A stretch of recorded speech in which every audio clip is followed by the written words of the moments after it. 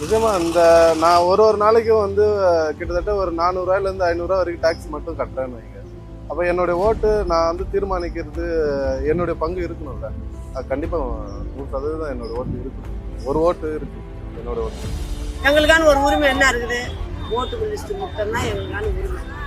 S obviously நம்ம Indian சொல்லி citizen வாங்குறோம், அதே மாதிரி ஓட்டர் ஐடி கார்டு வாங்குறோம்.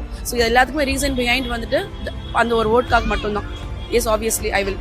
கண்டிப்பா கண்டிப்பா ஓட்டோ ரொம்ப ரொம்ப முக்கியமானது.